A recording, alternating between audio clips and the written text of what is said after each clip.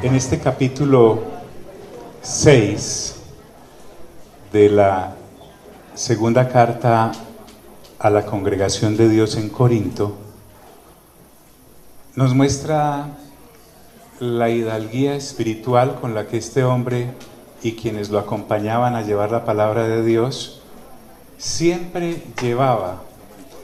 Es alguien que se comporta conforme a la altura de Dios y no conforme a la bajeza de la raza humana, tratando no solamente de tener un buen testimonio delante de Dios, sino que gracias a ese testimonio que tiene delante de Dios, puede conducirse con entereza hacia los demás, hacia sus pares humanos. Como una persona ya nacida de nuevo, el apóstol Pablo en el capítulo 9 de Hechos de los Apóstoles nace de nuevo. Antes tenía el conocimiento de un Cristo en la carne. Pablo conocía al Cristo de los judíos en la carne. Él sabía que un Cristo vendría, sin embargo, por no haber nacido de nuevo, él consideraba que Jesús era un hereje, que se había hecho a sí mismo Dios. Por eso viajaba con cartas de los sacerdotes para llevar presos y cometer toda clase de atropellos contra los que decían seguir este caminar.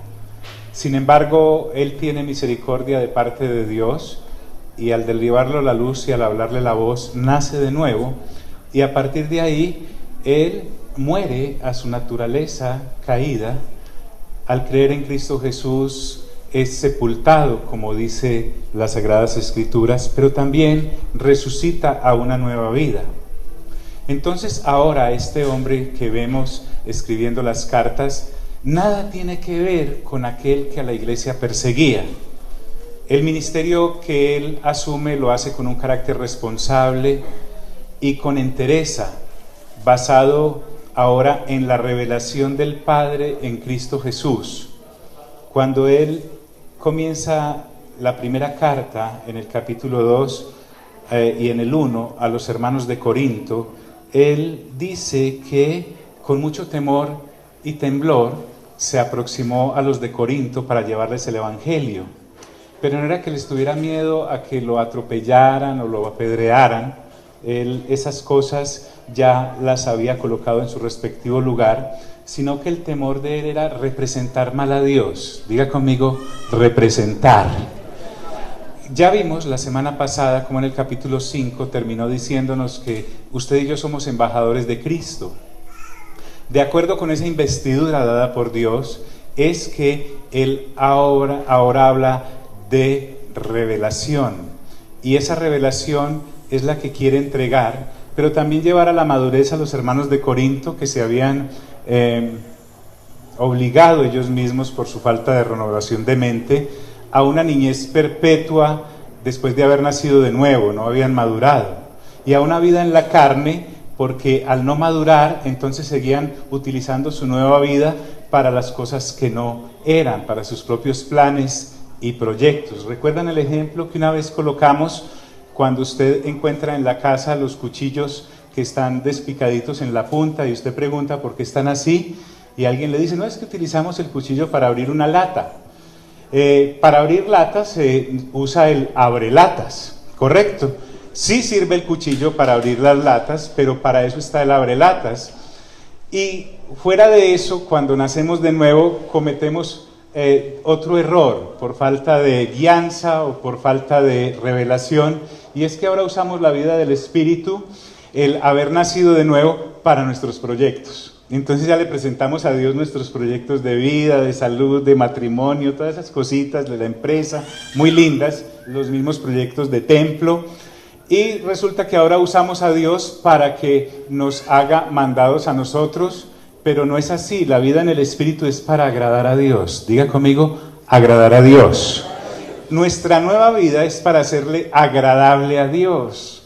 Y ahí es donde el apóstol quiere jalar a estos hermanos de Corinto y se coloca a él como ejemplo.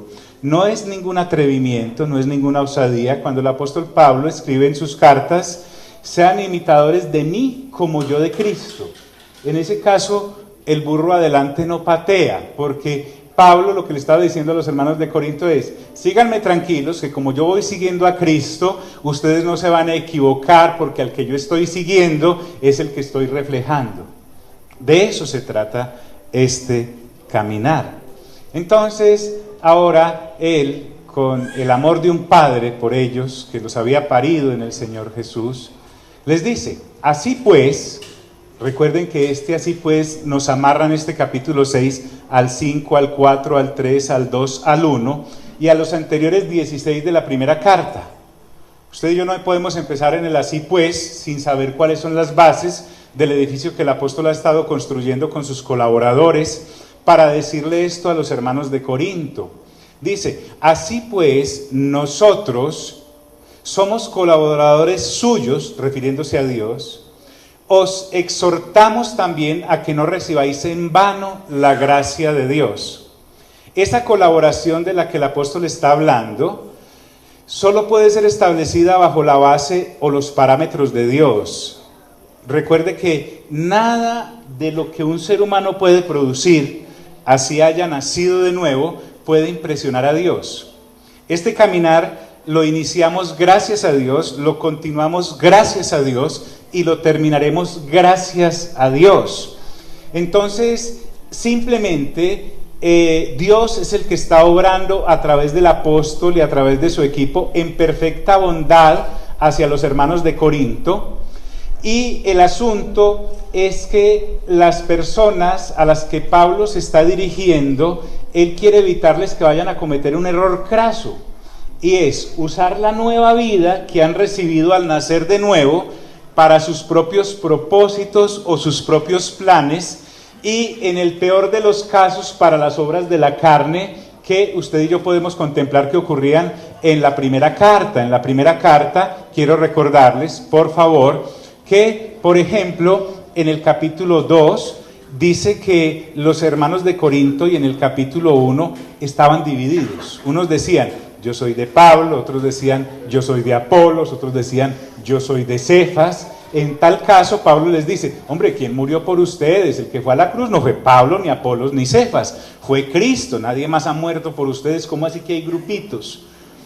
En el capítulo 2, él les recuerda en la primera carta que ellos tenían una mente carnal, mientras que el asunto era tener la mente de Cristo mediante la renovación en el caso nuestro, por ejemplo, a los tesorenses, es la lectura juiciosa de la palabra. ¿Cómo vamos a alimentarnos de otra cosa que no sea la leche espiritual no adulterada, que es la palabra de Dios? En el capítulo 3, él les recuerda a los hermanos de Corinto que se habían olvidado de que tendrían que rendir cuentas ante el tribunal de Cristo. Y entonces les dice que si uno construye con madera, heno u hojarasca, esa obra perece cuando sea probada por el fuego y solo serían salvos. Pero si construían con oro, plata y piedras preciosas, además de ser salvos, tendrían galardones. Que no se olvidaran de que tendríamos que rendir cuentas de nuestra vida después de haber conocido a Cristo ante su tribunal. En el capítulo 4 habla también de que ellos son colaboradores de Dios y que muchas gracias, básicamente les está diciendo allá en la primera carta, por tener tan buen concepto de que un ala de la iglesia aplaudiera a Pablo. Pero Pablo les dice: no, así no es la cosa. Ni yo mismo me juzgo, aunque de nada tengo mala conciencia, todo juicio se lo dejo a Cristo.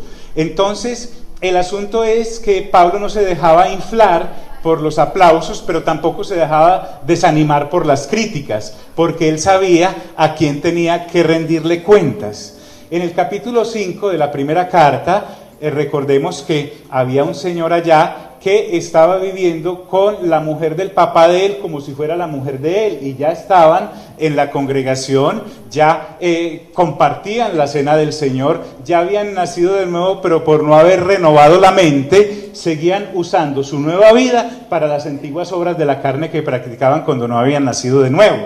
También habla en ese capítulo de una persona que tumbó a otra en un negocio, y además de tumbarse en el negocio, estas personitas habían acudido a los tribunales humanos, habían ido a la justicia civil, a la justicia penal de esa época, en vez de arreglar la situación entre ellos mismos, y que si no eran capaces de ponerse de acuerdo, pues que al menos hubiese alguien dentro de la congregación que los aconsejara cómo salir de ese conflicto, que ya bien mal estaba que uno hubiera tumbado a otro, pero que más mal estaba todavía que hubieran ido a los incrédulos en vez de juzgar las cosas entre creyentes. En el capítulo 7, Pablo tiene que entrar a organizar algunas situaciones en la vida marital, tanto de las personas que ya estaban casadas como de las que estaban solteras o viudas. Y algunas personas en la congregación de Corinto todavía tenían confundido su rol sexual en cuanto en la forma en cómo fueron creados hombre y mujer. Y no solo eso, sino que también había personas en Corinto que además de estar sirviéndole a Dios, seguían acudiendo al templo de los ídolos. Y para ellos participar en la idolatría y en la mesa del Señor era como algo muy deportivo.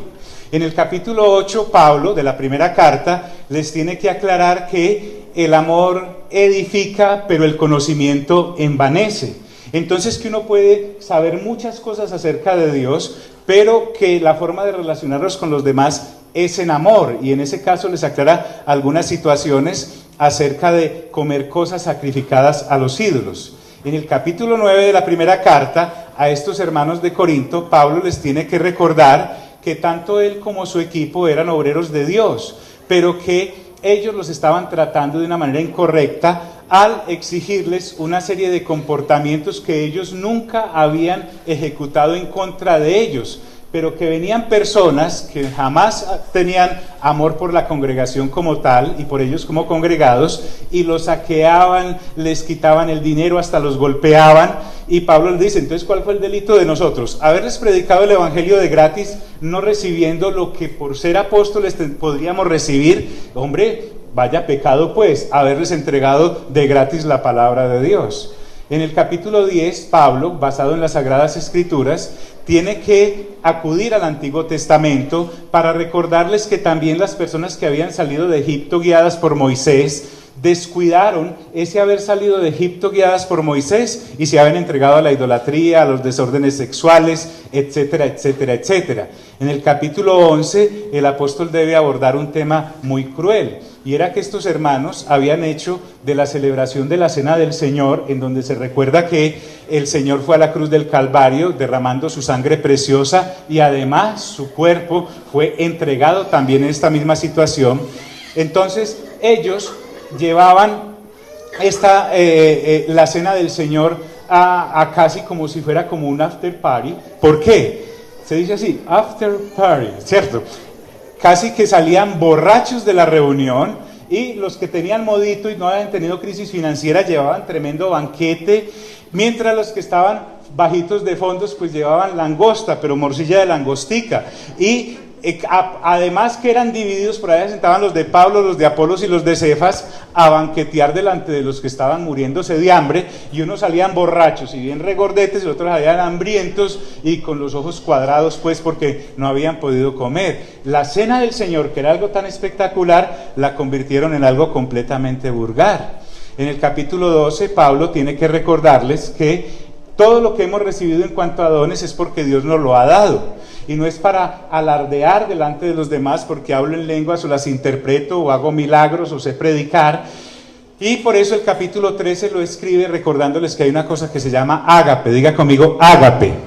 El ágape es el amor de Dios que se daba entre Padre, Hijo y Espíritu Santo, un amor desconocido por la raza humana caída, en la cual se resume más o menos en esto: amar a la persona que está siendo objetivo y objeto de nuestro amor sin esperar nada a cambio, solo que esa persona triunfe y salga adelante. Eso fue lo que Dios enseña a través del capítulo 13, y que así no hablen en lenguas o profetices, no enseñen o tengan ciencia o tengan discernimiento de espíritus, con tal de que tengan amor. Ese es el camino más excelente, pero está hablando del ágape. En el capítulo 14 tiene que entrar a regular una serie de situaciones, porque se reunían también como nosotros a hablar de la palabra de Dios, y eso se volvía una cosa tremenda, porque entonces, en fin. Y en el capítulo 15 el apóstol habla acerca de la resurrección. Diga conmigo, resurrección. Fuerte, resurrección. Y resulta que la resurrección ya habían entrado casi que en una herejía, porque algunos decían que no existía la resurrección o la resurrección ya se había efectuado. Y él tiene que aclarar toda esa columna vertebral del Evangelio del Señor, porque sin resurrección habríamos creído en vano. Y finalmente en el capítulo 16, Pablo entra a hablar sobre unas ofrendas específicas que necesitaba recolectar para la congregación en Jerusalén, que estaba en tremenda pobreza. Y mientras los hermanos, por ejemplo, de Macedonia, en el caso de los de Tesalónica, que estaban en la pobreza también, habían ofrendado y le habían suplicado al apóstol que si los dejaba ofrendar para mandar una ofrenda para allá, los hermanos de Corinto, que estaban bien de billete, se demoraron casi que 2 años para mandar una ofrenda que había. En fin, tendría que usted ayudarme y colaborarme yendo a la lectura juiciosa de lo que ya pasamos por ahí y escuchar también lo que hemos hablado. Entonces, cuando el apóstol llega a este capítulo, lo que está tratando de decirnos es, miren, la nueva vida en Cristo no es para eso. Ustedes son iglesia de Dios, han nacido de nuevo, pero están usando su nueva vida para lo que no es. Por eso dice, así pues, nosotros como colaboradores suyos de Dios, que los nombré embajadores, os exhortamos. La palabra exhortación acá tiene la connotación de llamar la atención. Os exhortamos también a que no recibáis en vano la gracia de Dios. Es decir, el asunto es que las personas en Corinto estaban cometiendo el error, estaban cometiendo el despropósito de haber llegado a la salvación y haber seguido viviendo como si no fuesen salvos. Mírale al lado, dígale, ay, ay, ay. Es muy importante. Entonces él acude a las Sagradas Escrituras y les recuerda lo que Dios ya dijo en el Antiguo Testamento, recordando y evocando la forma en cómo Dios se relacionó con el pueblo de Israel. Y recordemos que ahora está hablándole a una iglesia gentil, pero la aplicación es la misma. Por eso Dios tiene que decirles a través del apóstol a los hermanos de Corinto, porque dice, en tiempo aceptable te he oído.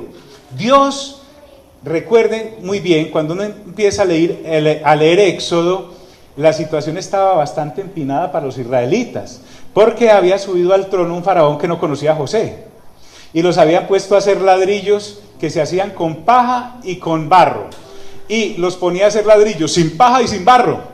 Estaban tremendamente mal, los tenían comiendo en ollas comunales, eran esclavos. En medio de esa esclavitud, el pueblo empieza a clamarle a Dios, al Dios de Abraham, de donde ellos venían, y dice que Dios los escuchó y por eso envió a Moisés y los saca de todo ese asunto.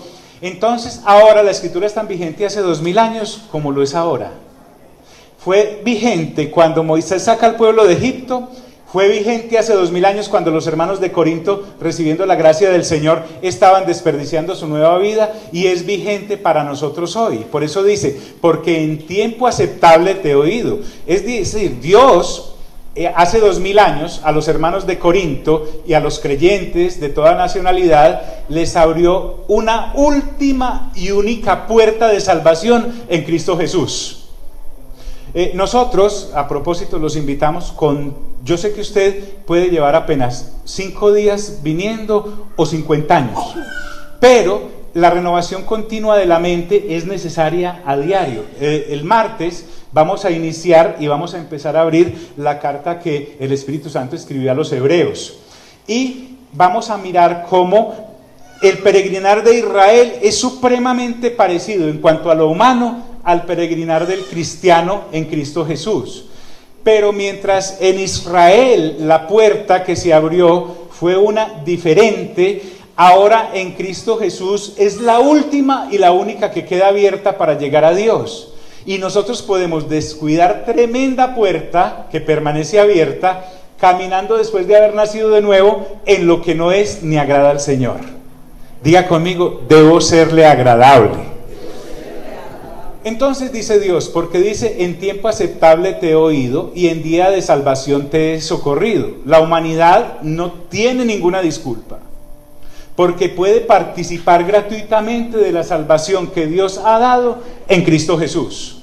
O sea, ni usted ni yo, que ya creemos, ni el que no cree y conscientemente ha rechazado el amor de Dios en Cristo Jesús, podrá tener disculpa al pararse delante de Dios diciendo cuál puerta y cuál sí estaba abierta, porque además es gratuita, pero no es barata. La salvación es gratuita, pero no es barata. Por eso el entregarse a Cristo Jesús, además de que no es gravoso, no hay nada horrible en entregarse a Dios, cuando Dios tenga la misericordia de venir a cuadrar cuentas con la humanidad, tanto de creyentes como no creyentes, ninguno podremos decir, era difícil de encontrar o era muy cara, porque está abierta y es gratuita. Quiero saber si me estoy haciendo entender. Cuando Él les dice, y en día de salvación te he socorrido, citando las Sagradas Escrituras en el Antiguo Testamento, concluye diciendo, he aquí ahora el tiempo aceptable. Lo de Dios siempre es presente en Cristo. El llamado de Pablo a los de Corinto es, hermanos, ya son salvos, hermanos, ya han nacido de nuevo, ¿para qué van a postergar el entregarse a Dios completamente? Como si uno estuviera dejando algo muy valioso, si lo que está dejando es pura mortecina. Y lo que en vez de rechazar, hay que abrazarlo, porque todo lo de Dios es bueno, es agradable y es ¿qué? Perfecto. He aquí ahora el tiempo aceptable, he aquí ahora el día de salvación. En paisa, mejor dicho, el momento de consagrarnos a Dios es ya. O sea, ¿para qué dejarlo para mañana y para qué lamentarnos porque no lo hicimos ayer? El tiempo de consagrarme a Dios es ya. Ya soy salvo, entonces caminemos en lo de la salvación para tener una mayor entrega a Dios. Entonces Pablo no los pone a ver una película o da el ejemplo de otras personas. A los hermanos de Corinto, Pablo les dice lo siguiente: no damos a nadie ninguna ocasión de tropiezo para que nuestro ministerio no sea vituperado. Pablo lo que está diciendo es, nosotros vivimos conforme a lo que predicamos. Cuando terminamos de leer el último capítulo del Sermón del Monte, el capítulo 7 de Mateo, usted va a encontrar que la gente se quedaba mirando al Señor Jesús después de que Él enseñaba y decía, este enseña con autoridad y no como los escribas, porque como Él dice, hace. El asunto de los escribas y fariseos era que enseñaban la ley de Moisés, pero no la podían cumplir.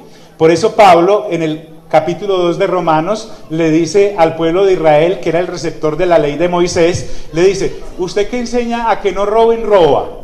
Es decir, la gente de Israel predicaba, pero no practicaba. Diga conmigo, practicaba.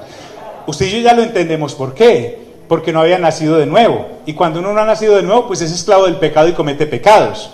Pero los que hemos nacido de nuevo tenemos una salvación más grande. Diga eso, salvación más grande. En el libro de Hebreos se nos dice, no podemos descuidar una salvación tan grande. Entonces, Pablo nos recuerda, no debemos darle a nadie ninguna ocasión de tropiezo para que el ministerio, y cuando... aunque estamos en el capítulo 6, recuerde que las divisiones en versículos y capítulos es una cosa que vino posterior después de las Escrituras y lo separaron así. Esto viene amarrado. Usted dirá, ¿pero cuál ministerio? El del capítulo 5, el ministerio de la reconciliación, porque si ellos somos embajadores, diga conmigo, embajadores. Entonces dice, nosotros no podemos ponerle tropiezo a este ministerio de ser embajadores de Dios para que la humanidad se reconcilie con Dios y puedan hallar en nosotros un pero para no consagrarse a Dios. Por eso dice, antes bien nos recomendamos en todo como ministros de Dios. Es supremamente importante esto. Diga conmigo, ministros de Dios. Pablo tenía conciencia limpia y una conducta consecuente que no daba ninguna disculpa al que lo escuchaba para rechazar o recibir el mensaje que Dios le había mandado a predicar. Sin embargo, el error de los hermanos de Corinto es que habían recibido unos predicadores que eran predicadores del éxito. ¿En qué sentido? Daban la sensación, estos detractores del ministerio del apóstol Pablo, lo vamos a ver más adelante en la carta, y consistía en que pensaban que Dios los había llamado al éxito y al renombre. Pero en Pablo los hermanos de Corinto veían las cosas como al contrario: encarcelado, apedreado, perseguido, a veces le tocaba aguantar hambre, no eran ayunos, sino que no había con qué comer. Entonces ellos, ante lo que ocurre hoy en día, prenda o vea, usted va a encontrar 7 pasos para vivir en el estrato 29. Si Jesús está con usted, pare ya de sufrir. Y ahora el apóstol les va a mostrar que esos falsos ministros de Cristo estaban tan equivocados como su falsa doctrina, y que las circunstancias personales de él, de persecuciones y de problemas, no comprometían la soberanía del mensaje que Cristo les había entregado. Por eso dice, antes bien nos recomendamos en todo como ministros de Dios. Vuelva, repita conmigo, ministros de Dios. Qué lindo eso. ¿En qué se recomendaban como ministros de Dios? Hoy en las universidades y en los colegios, la educación humana vive de eso, vive de títulos, vive de diplomas, vive de cursos, vive de posgrados. Y usted entra al consultorio, a la oficina de alguien o a un empresario y dice, me hice este, y esa pared toda empapelada. Y entonces uno se impresiona y dice, wow, porque el mundo vive de eso, vive de reconocimientos. Pero Pablo ahora les va a mostrar que vivir el evangelio del reino de Dios y su justicia nos da títulos, digámoslo así, o reconocimientos, pero en cuanto a la madurez en el carácter. Diga conmigo, carácter.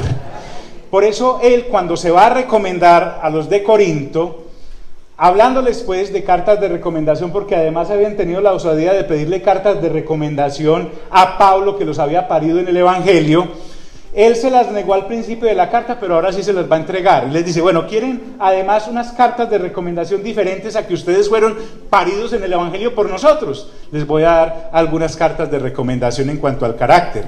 Y dice, antes bien nos recomendamos en todo... Disculpen, ¿están aquí mis amigos? ¿A qué es que nosotros venimos? ¿A qué? A renovar la mente. Muy bien. Antes bien nos recomendamos en todo como ministros de Dios. Y empieza la lista. En mucha paciencia. Diga conmigo, paciencia. Aquí está referida la paciencia, y esta paciencia es la clave. Repita eso conmigo, clave. De esta paciencia se va a derivar nuestra participación en las demás conductas. La paciencia es clave para este caminar en medio del sufrimiento. El apóstol Pablo sufría, sus colaboradores sufrían, pero tenían una paciencia que sobrepasaba todo entendimiento. ¿Qué era? En medio de ese sufrir, contrapuesta al éxito que predicaban estos falsos predicadores que habían invadido la congregación de Corinto. Estos predicadores querían reconocimiento. Estos predicadores no querían pertenecer al cuerpo, sino ser la cabeza misma del cuerpo. Pablo rechazaba que alguien en la iglesia dijera yo soy de Pablo, y estos aparecidos, digámoslo así, sí querían una bandera con su nombre dentro de la congregación. Entonces, cuando se refiere a paciencia, es paciencia como clave en el caminar en medio del sufrimiento. La Biblia dice, miren mis amigos, recuerden, cada vez que nos reunamos, el llamado que tengo es de ser un clavo al final de tu tobogán. ¿Por qué? Porque dice Hechos 14:22, es necesario que a través de muchas tribulaciones entremos en el reino de los cielos. No es un culto al sufrimiento, es una forma de ver que nuestra vida no termina en el cajón o se mide por la declaración de renta. Nuestra vida comienza desde que creemos en Cristo y va hacia la eternidad, independientemente de las circunstancias positivas o negativas que en el diario caminar estemos teniendo. Mira al de lado, dígale, ay, ay, ay. Entonces, ¿en mucha paciencia en qué? Y Pablo empieza la lista. En tribulaciones. Pablo había pasado por tribulaciones físicas. Claro, recuerde cuántas veces no fue agredido. Pablo había pasado por tribulaciones mentales, porque además de ser agredido y perseguido físicamente, la presión que eso implica sobre la mente del ser humano como tal, Pablo sabía que era eso. Y Pablo había sufrido tribulaciones espirituales, cuando recuerden que nuestra lucha no es contra sangre y carne.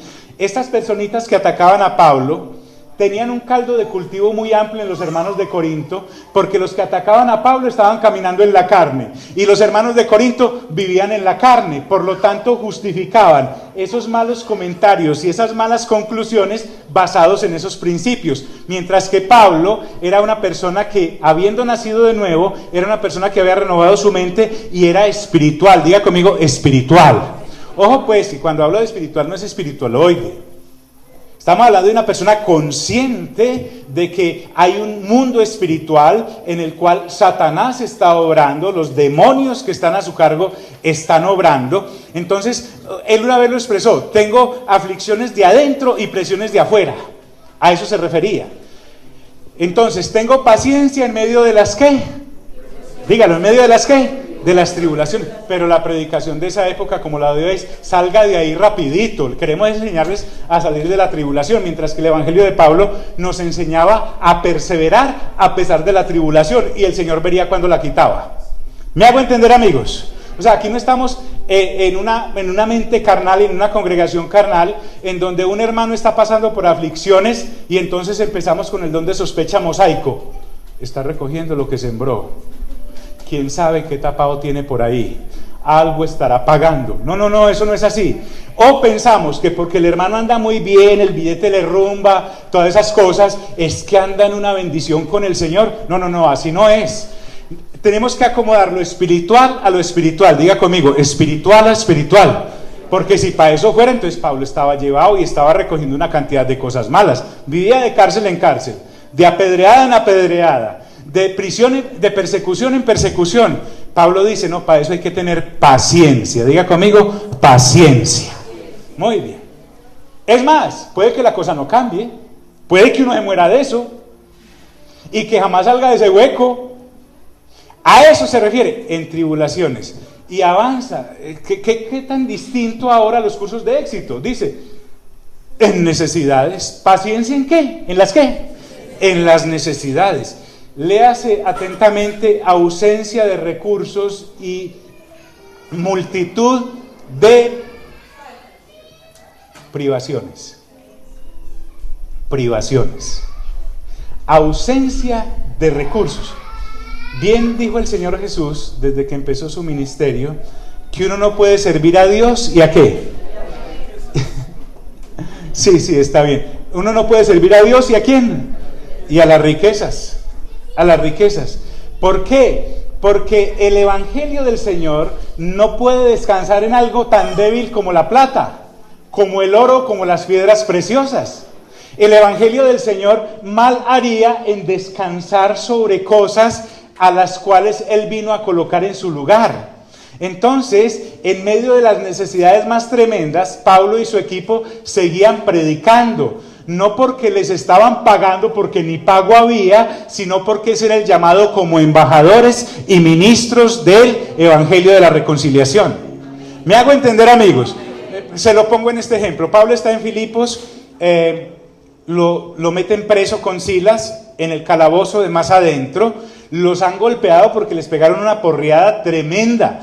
Y en medio de esa privación, en medio de esa ausencia de recursos, en medio de todos esos golpes, en vez de quejarse, empiezan a cantar himnos siendo casi la medianoche. Es decir, no dejaron de predicar el evangelio y los demás presos los escuchaban, tanto que Dios dijo: no, esto hay que celebrarlo con un terremoto. Y la cárcel casi se viene abajo, y el carcelero y toda su familia fueron uno de los primeros conversos en la iglesia de Filipos. ¡Aló! Pero en el evangelio contrario es: no, yo no voy a hablar del Señor porque entre más hablo del Señor más duro me va, como que más puertas se me cierran, más gente me deja de hablar, me empiezan a perseguir. No estamos renovando mente. Muchos creyentes estamos en esa situación, bravos con Dios porque las circunstancias no son adversas, porque no renovamos mente. Es decir, la Biblia, créame, no la leemos, y si la leemos no la comprendemos, porque muchas veces no es falta de lectura, sino de comprensión de lectura. ¿Aló? ¿Me hago entender? Entonces el asunto es más que pasar por el capítulo 4 de Juan, donde dice el Señor Jesús a sus discípulos: alcen sus ojos y miren porque la ciega está lista. Yo leo la ciega, pero si me quedo pensando, ¿será ciega desde nacimiento o qué? Si me hago entender, muchas veces no es falta de lectura, sino ¿qué? Comprensión de lectura. Diga conmigo, necesidades. Y miren los cartones de Pablo, dice, en angustias, paciencia en medio de ¿qué? Esas angustias son la presión interna que todo lo exterior trae sobre uno. Pablo nunca se confesó como un superhumano ni como un superapóstol. A él le daban latigazos y sangre le salía. No comía y el hueco en el estómago era enorme. La gente hablaba mal de él y le dolía. Sin embargo, él seguía paciente en medio de esas angustias. Pablo nunca tiró la toalla, no porque no tuviera toalla, sino que en el Evangelio no se puede tirar la toalla. Si yo tengo la vista puesta en las cosas eternas, no importa cómo esté lo temporal, vamos es para adelante. ¿Cómo? Ni sé, pero la presencia de Dios en mí es la que me impulsa. ¿Me hago entender, amigos? En angustias. Y sigue, en azotes. Entonces empecemos a llenar. Los diplomas de Pablo serían paciencia en qué? Diplomado en paciencia. Entonces él empezaba, primer cartón, paciencia en las tribulaciones. Paciencia en las necesidades, paciencia en las angustias. ¿Cuántos van? 3. Paciencia en azotes. Diga conmigo, azotes. Varias veces a Pablo lo azotaron. Lo azotaron allá en Filipos, como les recuerdo, y en otras circunstancias. ¡Wow! Nos quejamos a veces por insignificancias, hermano. Nos quejamos... mejor voy a hablar en primera persona. Me quejo porque la sopa está fría. Qué incomodidad eso, ¿no? Me quejo porque en el transporte en donde voy muy apretado.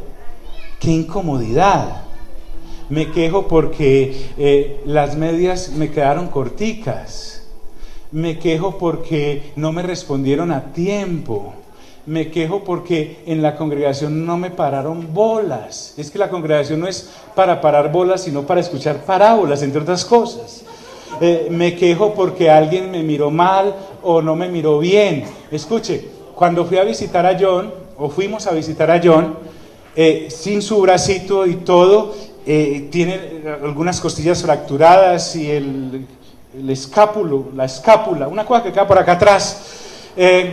Y él ahí en su lechito llega y me dice, pastor, pero ¿sabe qué? Incómoda debe haber sido la cruz de Cristo, eso sí es incomodidad. Y no se quejó. ¿Qué evangelio como tan charrito el que yo tengo? Yo sé que tú eres supremamente valioso en eso y valiente, pero te estoy hablando de mí, de corazón abierto. Incómodo un pastor dice que porque no lo pusieron en la silla de adelante. Incómodo un pastor que porque no le pusieron su nombre con doctorado al frente del otro o encima. Incómodo porque no le dieron la conferencia principal. Incómodo porque el sonido no funciona. Incómodo porque la corbata le aprietan. ¡Y qué basura, hermanos! Y estoy hablando de la mía, usted piensa en la suya. Entonces dice, en azotes, varias veces. Entonces, paciencia en azotes. Pablo decía, no, hermano, huyamos de acá porque nos van a azotar. Pablo reúne a los ancianos yendo hacia Jerusalén. Les dice, dejen de chillar, porque los hermanos decían, por profecía y todo, le decían, el que sea dueño de este cordón será lleno de tribulaciones en Jerusalén. Y digo, hombre, así me toque morir en Jerusalén voy, porque es que yo no estoy en esto para sacar el cuerpo, sino precisamente para edificar el cuerpo del Señor Jesucristo. ¿Me está haciendo entender, amigos? En azotes, en cárceles, privado de su libertad. Usted lee las cartas de Pablo y dice, de él viene el disco, te hablo desde la prisión. Si alguien escribía era eso. Y en la incomodidad, no es como ahora, créeme, el hacinamiento ahora es terrible. He sido testigo de eso al visitar personas. Pero en aquella época era terrible porque además las heces de los demás corrían juntamente con el orín. Y si uno estaba en el calabozo de más abajo, la lluvia que le caía de encima no era precisamente el rocío de la mañana. Entonces, en cárcel, y en la cárcel él no estaba escribiendo que aquí estoy por predicar el evangelio, hagan una colecta para que me la manden, o no voy a escribir hasta que el Señor no me saque. No. Él seguía escribiendo, dictando, lo visitaran o no lo visitaran, estuviera solo o acompañado. ¿Me estoy haciendo entender, amigos? Paciencia en cárceles, en tumultos. Ahora el tumulto de uno es porque no logró entrar al concierto. Sí, no me tocó la boleta VIP para ir a adorar al Señor. El tumulto mío es para la entrada al estadio. No, aquí estamos hablando de tumultos. Y no tengo nada con que vaya al estadio, me da eso sí mucha rabia cuando no me lleva, pero el asunto es que el tumulto que Pablo se alborotaba era cuando predicaba el evangelio y la gente poseída por demonios y fanática en su propia religión los querían era matar y se alzaban cuando uno lee Hechos de los Apóstoles. Entonces las personas se levantaban contra ellos. También tenía paciencia en tumultos. ¿Aló? También tenía paciencia en trabajos. Pablo trabajaba haciendo tiendas con Priscila y Aquila hasta altas horas de la noche para él pagarle a los de Corinto para predicarles el evangelio, no al revés. Pablo trabajaba hasta altas horas de la noche para poder tener tiempo para predicar el evangelio y tener con qué mantener el equipo, porque si algo tienen los creyentes es que comen. Entonces, hasta el agotamiento, Pablo. ¿Paciencia en qué? En trabajos. Porque es que nosotros nos dejamos convencer de predicaciones falsas, porque tenemos expectativas falsas. La lectura juiciosa de la palabra con revelación le pega a uno aterrizada a uno de barrigas, ¡pram!, cae ahí y se da cuenta que lo que he tratado de vivir todos estos años no es lo que el Señor me estaba ofreciendo, nunca. El Señor vino a traerme vida y vida en abundancia, y vida eterna. Ahora, no estamos haciéndole un culto al sufrimiento, sino que Pablo sufría todo esto por la promesa de la eternidad que tenía, porque entonces fundó la orden de los sufridos. De eso no se trata, porque Pablo vivía todo esto y su equipo lo soportaba en trabajo, en desvelos, es decir, menos sueño, menos descanso. A veces me pongo a ver las disculpas que tengo yo. Diga conmigo, el pastor está hablando de él. Diga, lo mío me lo deja a mí. Pero, ¿por qué no leo las Sagradas Escrituras? Yo, J. Es que me quita tiempo para ver el partido, el desafío, la telenovela, la liga no sé qué, el chismoseo con el uno, con el otro. Me quita tiempo. Es que usted no sabe lo que yo trabajo todo el día, que no me queda tiempo. Desvelos significa menos sueño y menos descanso, pero por la obra del reino de Dios y su justicia. De eso se trata.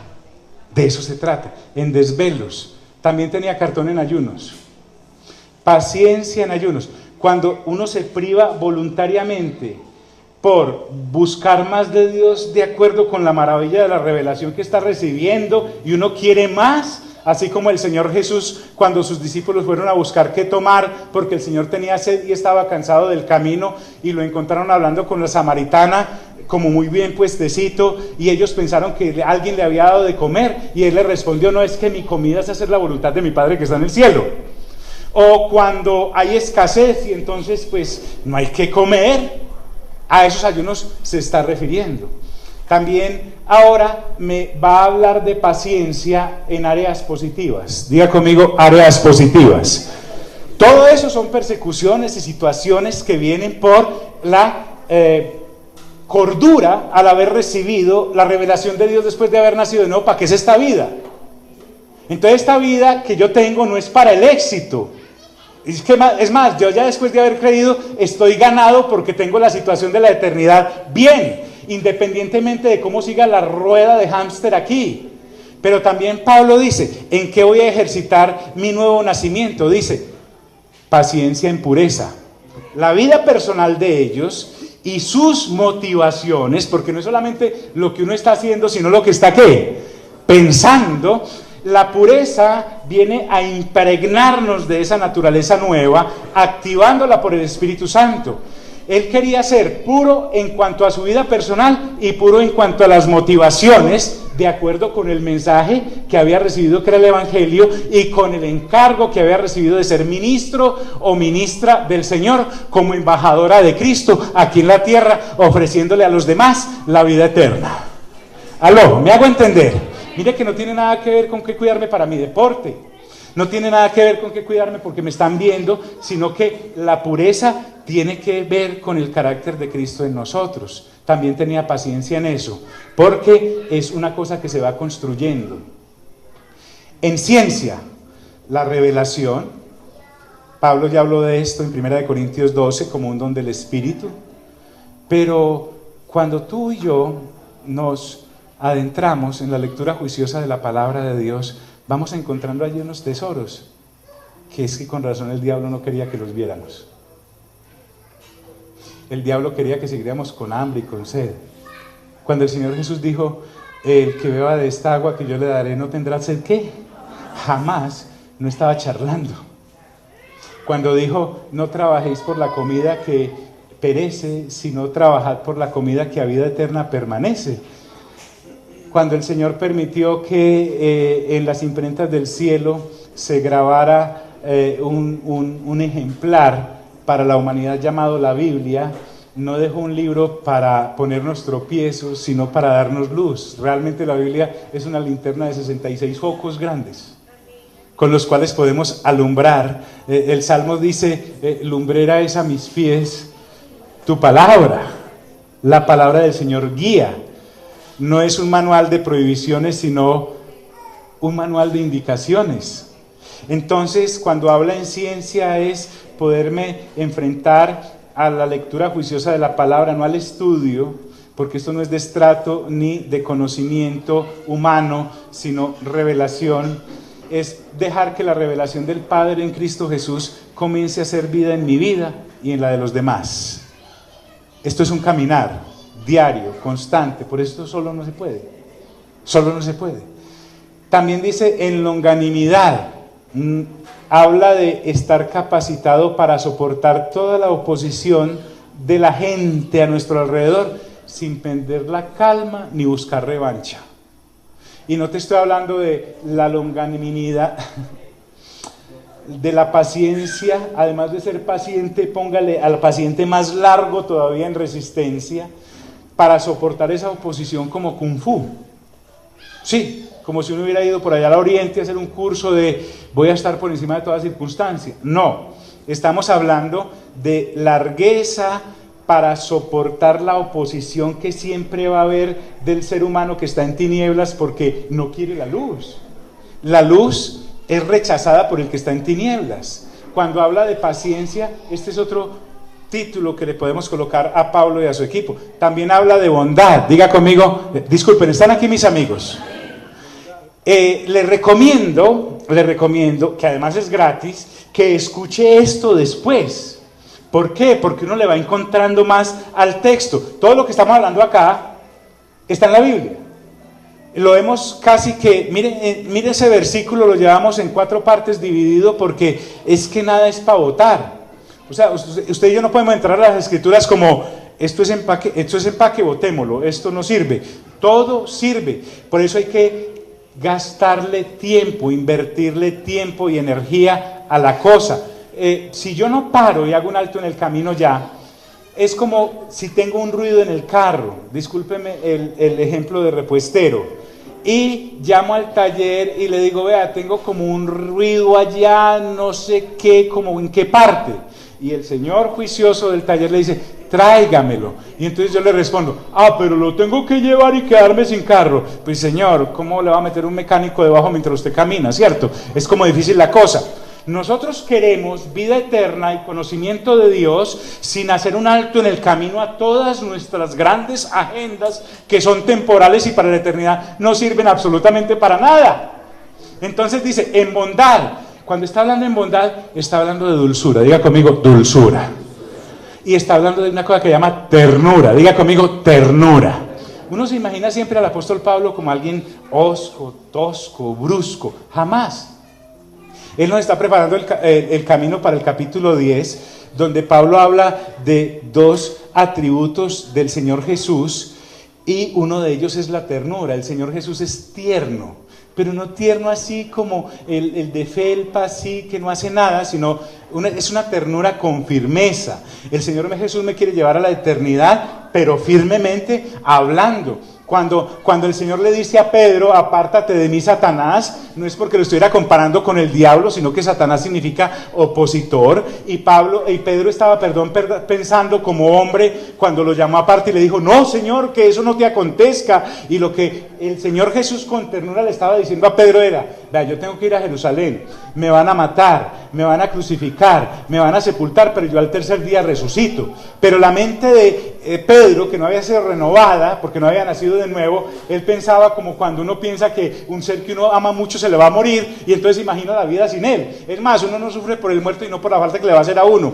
Entonces el Señor Jesús le dice, apártate de mí porque pones la mira en las cosas de los hombres, o sea, de los no nacidos de nuevo, y no en las de Dios y sus hijos que sí han nacido de nuevo. ¿Me estoy haciendo entender? En bondad, en ternura en el trato, y remata diciendo, en el Espíritu Santo. Diga conmigo, Espíritu Santo. La persona del Espíritu Santo, escuche bien, la persona del Espíritu Santo es Dios. Todo esto que acabamos de enumerar lo activa el Espíritu Santo como fruto de Él en nuestras vidas por haber nacido de nuevo. Cosas como las que hemos hablado no se las reconoce a uno tribunal humano, pero las da Dios en el caminar con Él. Y por eso Él envuelve todo esto que les acabo de decir en algo fundamental, y es el amor sincero. Diga conmigo, ágape.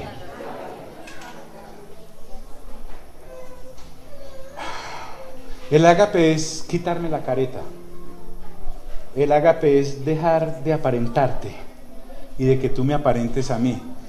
Nuestras relaciones son a veces como de esquizofrénicos, de bipolares, porque mientras yo no esté desnudo delante de Dios, no me puedo desnudar delante de ti. Entonces, el desnudarme delante de Dios me capacita para darme cuenta de que no necesito ni improvisar ni fingir. Te decía que tenemos relaciones de enfermos mentales porque cuando yo no he tenido este acercamiento a Dios de la manera en como Pablo me lo está diciendo, voy a estar fingiendo. Y entonces yo delante de ti finjo lo que no soy. Y si tú estás en las mismas, me estás fingiendo lo que no eres. Por lo tanto, en una conversación de dos estamos es cuatro. Lo que estoy aparentando y lo que él está aparentando con lo que realmente soy y lo que realmente sos. ¿Me hago entender, amigos? Y si nos juntamos varias docenas, es un manicomio. Entonces, cuando habla de amor sincero es estar en la entera capacidad de relacionarme con los demás en madurez, en amor, sabiendo que el Espíritu Santo es el único que puede darnos crecimiento entre todos. Pongámonos en pie, por favor, y dejemos esta noche.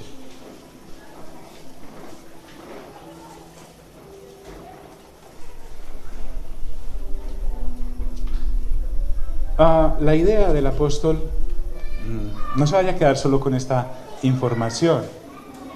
Si no va a volver, por lo menos lea el resto del libro y pídale al Espíritu Santo que se lo abra en revelación. Porque Pablo quiere llevarnos, no solamente durante el resto del capítulo, sino durante el resto de la carta, a una relación de hijos e hijas con Dios como Padre, con el Señor Jesús como nuestro Salvador desde luego, pero también como nuestro hermano mayor, y con el Espíritu Santo como nuestro habitante. Cuando la Trinidad nos pide que le entreguemos todo, no es que sea egoísta, sino que puede exigir lo que nos dio. Ellos tres se nos entregaron del todo, o sea, no dejaron ni un solo secreto. Hay secretos para los siervos, para los que se relacionen con Dios en el pacto de Moisés, porque el siervo no sabe qué hace su amo. No hay secretos para los amigos. Jesús dijo, ya no los llamaré siervos, sino que los llamaré amigos, porque un amigo siempre sabe lo que hace su amigo. Mire que a pesar de Juan el Bautista ser una persona del pacto de Moisés, siempre se relacionó con Jesús como su amigo, porque él dijo, el amigo del novio. Él sabía de lo que estaba hablando y lo que estaba anunciando. Moisés, a pesar de ser la persona que Dios usó para entregar la ley, jamás en la ley se relacionó con Dios, sino que se relacionó en la gracia, y por eso lo pudo ver cara a cara, aunque fuera el único en su época.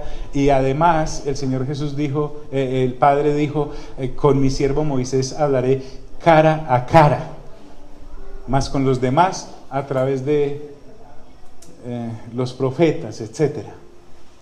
Yo quiero esa relación con Dios, cara a cara. Quiero esa relación, es más, que no trata ni de querer, sino de activarla, porque ya nos fue dada. Ya nos fue dada. Señor Jesús, te doy gracias por esta posibilidad que nos das de reunirnos en Ágape. Aquí, Señor, somos hijos e hijas tuyas, en donde colocamos nuestros ojos en ti, autor y consumador de la fe, para avanzar a la promesa que nos ha sido dada de resurrección y de eternidad completa a tu lado.